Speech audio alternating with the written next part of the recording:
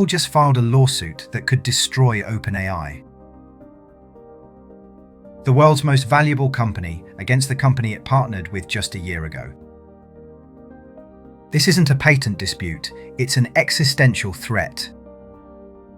The allegations: systematic trade secret theft at industrial scale, including job candidates bringing Apple hardware to interviews. But the real story isn't just the lawsuit, it's what this signals about the AI bubble and the economy beneath it. The allegations are staggering. Apple claims OpenAI orchestrated a systematic theft of trade secrets, not just a few files, but an industrial-scale operation. First, the theft methods. Job candidates brought actual Apple hardware to OpenAI interviews, show-and-tell sessions. A former engineer downloaded over 1,000 pages of confidential files, and when he left, he kept his Apple laptop, coaching others to do the same.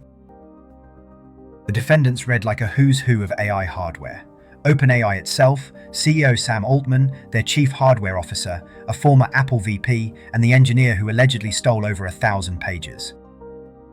Apple's demands are blunt: damages, return all materials, and cease using any Apple IP in OpenAI products. This isn't a warning shot, it's a declaration of war. But here's the part that makes this whole thing feel like a fever dream: the speed of it all. Just last year, Apple and OpenAI were partners. OpenAI's technology was supposed to power a new hardware device, the next iPhone maybe. Then, in January of this year, Apple abruptly dropped OpenAI and switched to Google. At the time, it seemed like a business decision. Now we know it was a strategic retreat. And now, right as OpenAI is preparing its IPO, Apple files this lawsuit. The timing isn't coincidental, it's surgical. A partnership, a breakup, and a lawsuit, all in under 18 months. How did it come to this so fast? And then there's the feud. Elon versus Sam. It's personal, it's petty, and it's playing out in public for everyone to see. Elon calls Altman Scammelman, says he takes scamming to a whole new level. And Sam fires back, mocking Elon's space data centers and even bringing up his parole officer. This isn't a boardroom disagreement, it's a schoolyard fight between two billionaires, and it reveals just how chaotic things are at the top. Elon's idea? Put data centers in space. Solar-powered, orbiting server farms beaming data down via laser. First, the engineering is possible. Companies like Lumen Orbit are arrayed by testing prototypes. The physics checks out. But the timing is likely wrong. Launch costs are dropping, but still astronomical, and latency, for real-time AI, it's a killer. Yet the idea is still transformative. If we ever solve the timing, space data centers could be the cleanest, most secure infrastructure ever built. But this lawsuit isn't just about Apple and OpenAI. It's one piece of a much bigger puzzle. A puzzle that includes a bitter feud between two of the most powerful men in tech, a desperate race to build data centers in space, and a world economy that's starting to crack. To understand what's really happening, we need to zoom out, way out. And that brings us to a story that sounds like a spy thriller, but is terrifyingly real. A nuclear scientist, a honeypot, and a sting operation that exposed a massive security breach. The quote on screen comes from an army branch chief caught on hidden camera, casually describing how to smuggle secrets out of a secure facility. This isn't a movie. This is the level of vulnerability inside our most sensitive institutions. Now let's talk about oil, because the market is sending a signal that most people are missing. Brent crude spiked to $119 a barrel in March. That's a war shock.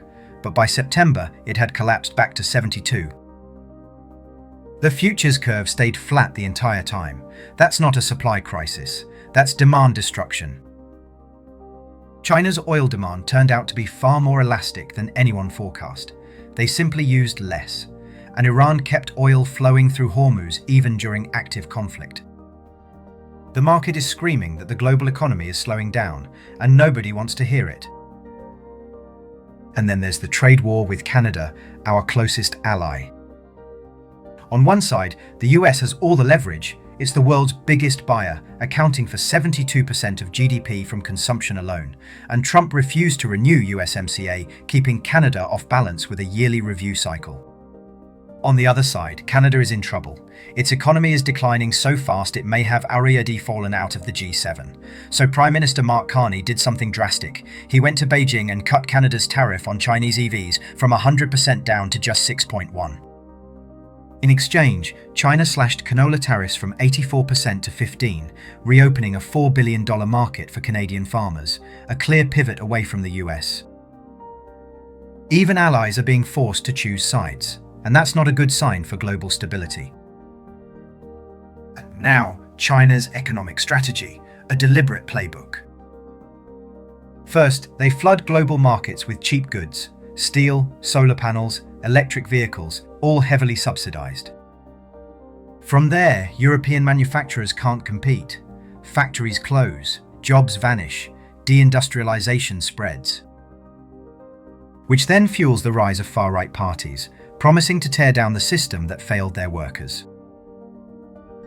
And here's the twist. The far right, once in power, often aligns with China's interests, weakening the EU from within. So now, all these threads, the lawsuit, the trade wars, the geopolitical shifts, they're weaving together into something much bigger. A pattern that's hard to ignore once you see it. And then, in the middle of all this chaos, a quiet death that feels like a full stop. Lindsey Graham, the veteran senator, died at 71. Aortic dissection, cardiovascular disease, the kind of death that comes from years of poor diet and stress. It's not just a death, it's a symbol. The old guard, the people who built the post-war order, they're leaving the stage. And what's replacing them? A world of lawsuits, trade wars, and AI feuds. A world where the rules are being rewritten in real time. And this grid? It's not just a list of headlines, it's a snapshot of a world on fire. Trade war with Canada, our closest ally, bombing Iran, a grinding war in Ukraine, and China circling Taiwan. Each one of these would be a crisis on its own. Together, they're a system under stress. So what does all this mean for you? Because this isn't just a story about a lawsuit or a feud between billionaires or even a trade war with Canada. These are signals, and they're all pointing in the same direction. The question is, are you reading them? So here's the punchline. The economy is already in recession, they just haven't told you yet. Look at WTI crude oil. The futures curve is flat. That's not a supply shock, that's demand destruction. $72 per barrel. When oil goes down because nobody wants it, the economy is already to be shrinking. This isn't a prediction, it's a reading. The stealth recession is here. So here's the thing. This isn't a prediction anymore, it's a reading. The stealth recession is here. The Apple lawsuit, the OpenAI feud, the trade wars, the oil crash, they're all symptoms of the same underlying shift. The AI bubble is deflating and the economy is quietly unraveling. But here's the call to action. Pay attention to the signals, not the headlines, the data, oil prices, bond yields, job numbers. Those tell you what's really happening. If you want the full breakdown, every piece of this puzzle, from the courtroom drama to the global instability, watch the original video on our channel. The link is right there.